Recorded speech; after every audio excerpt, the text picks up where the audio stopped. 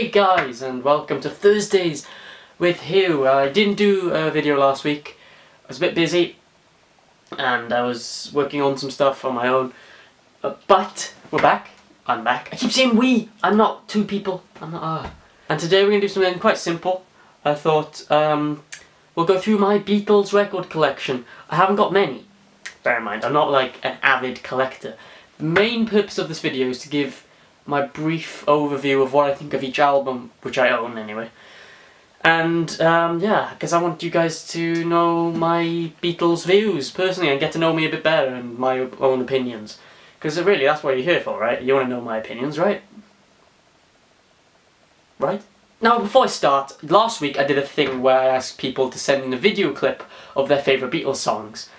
We only got one, but at least that person can be in the limelight. If you want to send me a video clip of your favourite Beatles songs, yes, I was a bit ambiguous last time and I wasn't very clear of what I exactly wanted, but now, after you see this video, you'll get the picture. So if you want to send me a video clip of you, yourself, give me a quick overview of what your favourite Beatles song is, send it to me.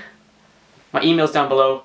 Let's do this. Anyway, this is this guy's favourite Beatles song, Lauren. I don't want to butcher his name, sorry man. Here he is.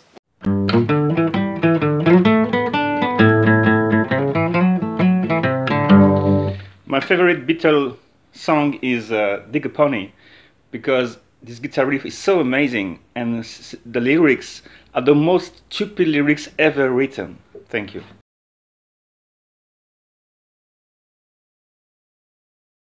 First up in my collection is the first ever Beatles album I listened to and the first one I got on record. And it is The Beatles 1967 to 70. This is a great way to start getting into the Beatles stuff. You got some of their best songs on here. You got Strawberry Fields Forever, stuff from Sgt. Pepper, Magical Mystery Tour, you got the White Album stuff, Let It Be, Abbey Road, all those fantastic albums in this one album right here. It's a double album and it's very good. I highly recommend it. Now, I've gone over some of these albums in my videos, my Hero Reviews videos. If you want to see my full record collections, I've done 5 parts I think, video things here, check them out, and they'll be at the end of the video. Check them out because I give some more in-depth of how I got them and stuff like that. So check them out. Next album is the Red Album, and this one I got from my dad, which I say in my record collection videos. I got some of these records from my dad when he was younger, and this one only comes with 1 record. He must have lost the first one. This is the side 3 and 4. So I haven't got the earlier Beatles stuff. It doesn't have like Love Me Do, Please Please Me. It's a pretty good one. It's just a shame I haven't got the first record. But again, a great way to start getting into the earlier Beatles stuff. But I highly recommend going into the Blue album first because I think that's where the Beatles' strongest songs are. Now the first proper Beatles album I watched. Can't watch an album. Well, you can technically watch an album. You just be sitting there like. 'Cause I see you. Yeah, Sgt. Pepper was my first Beatles album I listened to. I mean, what else can I say? What hasn't been said already? I mean, it's a fantastic album. It's consistent. It's fantastic. It's got a great vibe, great style, great lyrics, and yeah, for a while this was probably my favourite Beatles album. I listened to some others, of course. I was kind of obsessed with that album for a bit because it was so great. And every time I listened to it, I liked something new about it. Like, 1 minute I didn't like Within You Without You, and then I listened to it again and I loved it. I mean, it's great, honestly. Next up, I got these 3 albums at the same time. Now the first one I listened to was Let It Be. Now Let It Be, it's not... Oh, it's kind of broken, isn't it? It's not in greatest condition, but it still plays pretty well. Let It Be, I really love the album, honestly. I don't get why people don't. I get it's not as good as the other stuff, but you've got songs like Two of Us, I Got a Feeling, you know, Let It Be, I Me Mine, For You Blue, Get Back. What else could you want? And you've got cult favourites on you as well, like Across the Universe and Long and Winding Road. It's so good, but obviously it's not as consistent and it's a bit on the rough side. It's a bit like, this is kind of a different choice because it feels like a live album at some points, but I really like the raw nature of the album. It's very good. The next one is Abbey Road. But the problem with this one, as I talk about in my record collection videos, is it's not Abbey Road, and it's actually the White Album. Side 1 and 2.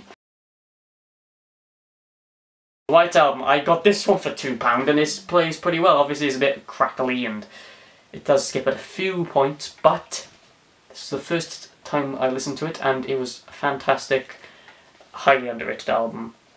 For Beatles anyway. I mean, it's not technically underrated because people love it, but it needs more praise because it is great. And it's got 30 songs, man. 30 songs are on it. Damn, and they're all pretty good. I've started to like Revolution 9 all of a sudden. I think it's kind of just a really odd and kind of scary story, I suppose, of Revolution. It's kind of creepy as hell. All of those I've got are like, not original pressings, but they're probably like 80s pressings. They're older. They're not new, but this is my first new Beatles record because I couldn't find it in record. Basically, I got those ones in record fairs. This one I bought in a record store new because I couldn't find a proper Abbey Road in a record fair. So I bought it, and it is probably my favourite album of all time. Oh, it's this one right here. I decided to talk about just the Beatles albums, not the solo stuff, because it'd be a long video otherwise. And if I was to talk about that, I would talk about George Harrison's All Things Must Pass, because these two are probably my favourite albums of all time. I'm very proud I got this album. I got it for really cheap as well. And then I got Revolver, and people love this one. I think it's good. It's some songs I'm like, Dr. Roberts. I mean, Your Bird Can Sing is fine. It's just a bit like early Beatles stuff. I mean, that's fine, but I thought it was going to go in a different direction. I mean, it's kind of like the bridge between old and the older stuff and the newer stuff of the Beatles, you know. Next is Sticky Fingers. This is a great Beatles. I'm joking. It's a great album though. Rolling Stones. I'm actually seeing the Rolling Stones next Friday, believe it or not, in concert. I may actually upload a video, maybe on my channel or this channel, but then, again, this is a Beatles channel and I'd probably get screwed. Like, oh, this is not the Beatles. Stop it. Rolling Stones suck. They don't actually suck. They're just not as good as the Beatles, but great band. With the Beatles next. It's a good one. I think I prefer side 1 a lot better than side 2. I haven't listened to it too much because I'm not the biggest fan of the early Beatles stuff. It's consistent, it's fine, it's just not really my cup of tea. But this is a strange pressing because I really don't know where it's from. Like, probably the 2000s or something. I'm not too sure. We got Rubber Soul, which is the same condition. It's the same feel. It's kind of weird. Same with loads of these albums I got. The next one's coming up. They have the same feel. I feel like this is from the same collector who gave these to me. Help as well. These, how much is that, £10? I go over prices in my record collection if you want to know prices. So I'm barely just... Go watch my record collection videos because I go even in depth into those ones. The Hard Day's Night as well is the same type of thing.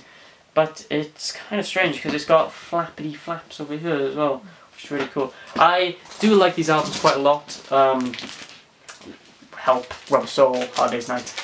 My favourite out of those ones has got to be Rubber Soul. I mean, it's another Abbey Road somewhere, but I don't know where I put it. What the frick? Just lost my third Abbey Road. The reason I have 3 Abbey Roads, because I bought another one because it was an earlier pressing, and I was like, hey, I'm a collector. The last 2 in my collection. Yes, I don't have Please Please Me, Yellow Submarine, and Beatles for Sale. I think that's it. Yeah.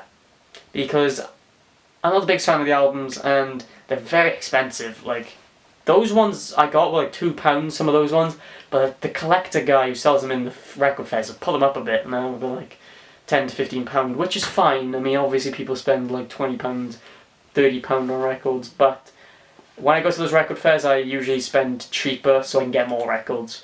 So I'm not the biggest fan of the albums. I mean, they're fine. You may have seen my reviews on them. I'll put a link at the end of the video if you haven't seen those reviews. I'm putting links everywhere. The last 2 albums are pretty cool because they are... This one's a live one from the Hollywood Bowl. It's a shame, really, because I believe this one's warped. But it's very cool, actually, because the sleeve is definitely good. Is this one warped? This one? It's slightly warped.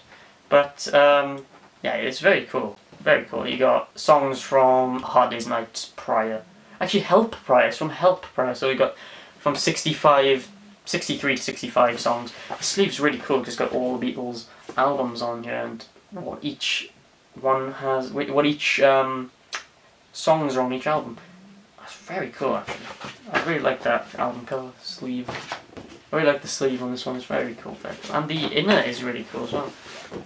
Look at that. Look at some stuff there. Ooh. And the last Beatles album is probably the one I would show off the most. Although it's warped, which kind of sucks, is the Beatles' greatest album. I don't know how much this costs, to be honest. But there isn't. What the hell? There's 2 sleeves in here. But it is the Beatles' greatest, and it's gold. Yeah, it's warped, unfortunately, so I can't really play it, but it's actually warped pretty bad. Whoa, it's got 8 songs on each side. A 16-song album, that's pretty good. Yeah, it's got the Beatles' greatest hits from 1963 to 64.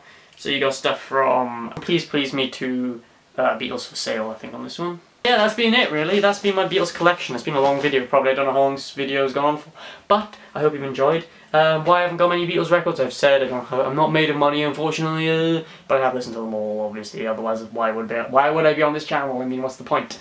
Anyway, check out those record collection videos I've mentioned throughout the video, and check out my earlier reviews for Beatles albums like Please Please Me, etc. The link's down, right here, probably somewhere, or probably over my face, and my channel is probably directly on my face, so that'd be pretty funny if it is. So yeah, subscribe to my channel. I have a new video coming out, I think it's tomorrow, and it's covering a topic, which is going to be, it's quite a funny video. I filmed it today. If you want to stay tuned for that, subscribe to my channel to stay tuned. It's very good. But check out these videos, and that's been it, really. Send in your videos in my email for your clips to be in the next video. Hope you've enjoyed. This has been Hugh Reviews. Hugh's Thursday. I can't even speak. Let's just end the video.